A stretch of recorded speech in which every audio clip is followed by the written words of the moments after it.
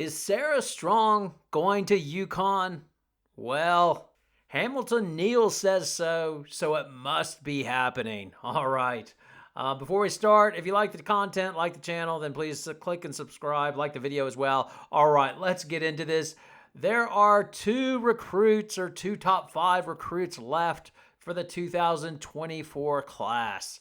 That being number 3 recruit, Jelani Cambridge, the 5'6" point guard, and number 1 recruit, Sarah Strong, who is a 6'2" forward. Now, in this video, I am going to focus on Sarah Strong and where she might be going.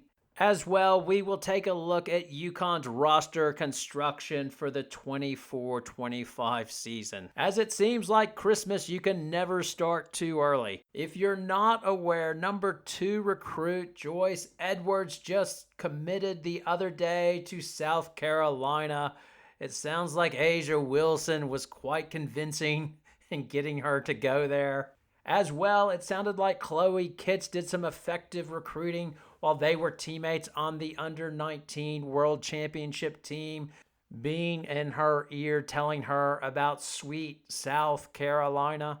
But ultimately, it is Dawn Staley, as she has not lost a top-ranked 35 recruit from the state of South Carolina since 2014.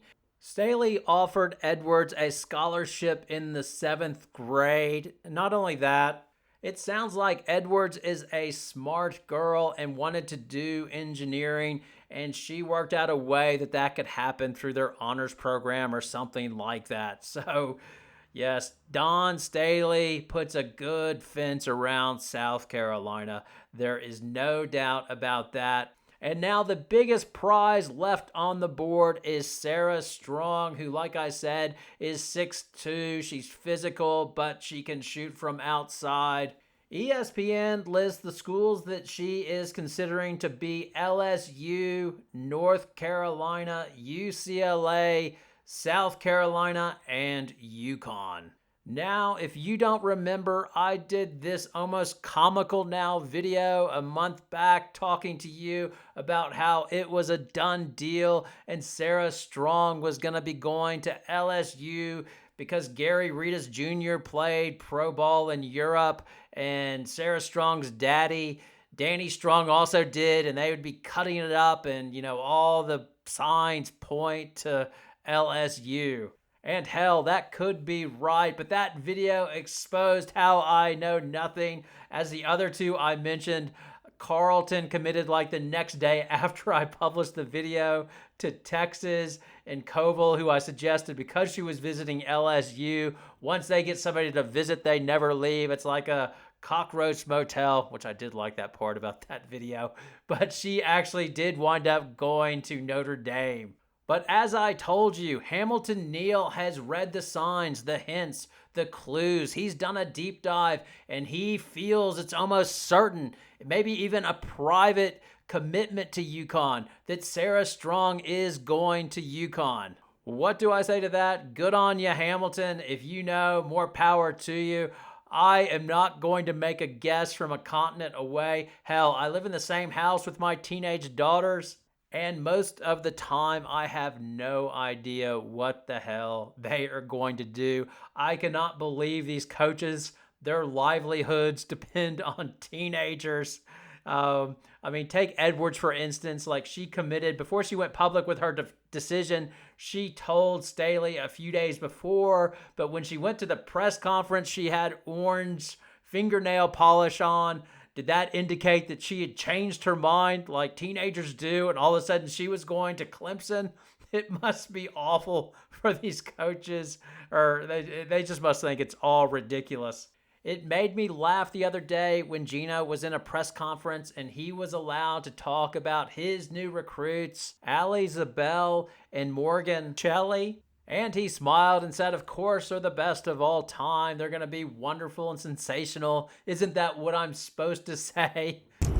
We haven't asked you about your 2 new signees yet, so Morgan and Allie, what do you think about them? And then just what was your goal? 2 best players I've ever recruited in my life. Isn't that what everybody says when kids sign? You know, the two best players I've ever signed in my life. Those kids are going to transform our program. And then reality sets when they get here. So it's best to tell the truth. Aren't all recruits going to do that? It's so true. Nobody knows. And in my opinion, it's the same thing with Sarah Strong. I don't know if she's going to go to UConn or not, or if she'll go to LSU because of her special relationship or whatever. But I do know that UConn really needs her and that she would have a damn good chance to compete for playing time and lots of minutes in her freshman year. You see, for the 24-25 season, UConn almost has too many players in the backcourt. In theory, it all depends on what the senior players decide to do, as they have the option of coming back or not. So you've got Paige Beckers, who has the option because of her age to go straight to the WNBA.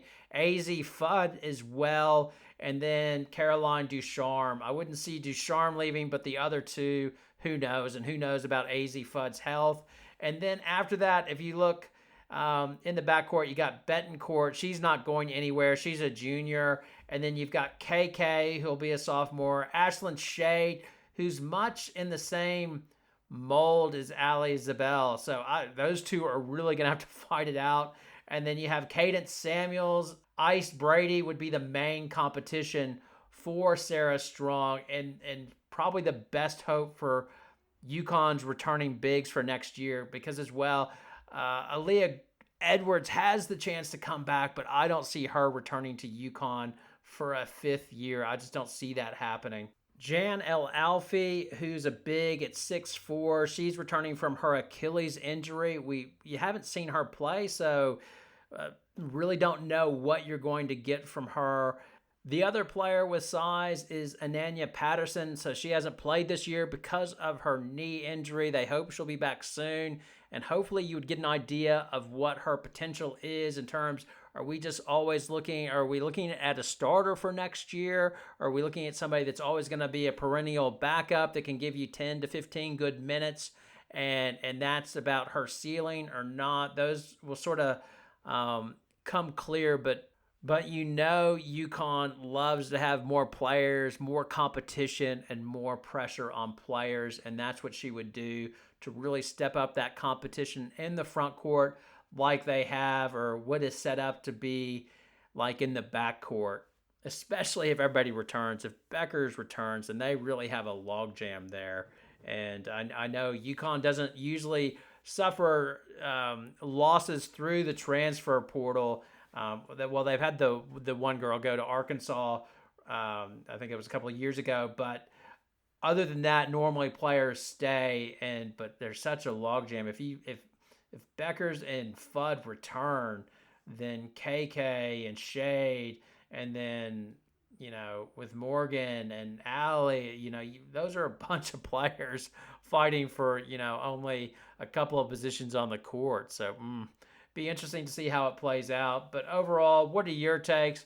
Are you going with Hamilton Neal and think Sarah Strong is on her way to UConn and has committed privately maybe? Or are you going with me and my useless prediction I'm out of the three so far, I'm already struck out twice. Will I get the final strike and miss out and she doesn't go to LSU and chooses one of the other schools? Or will that be the one that I get a hit off finally and she's on her way to LSU? Anyway, would love your thoughts, your poison. Have a great day.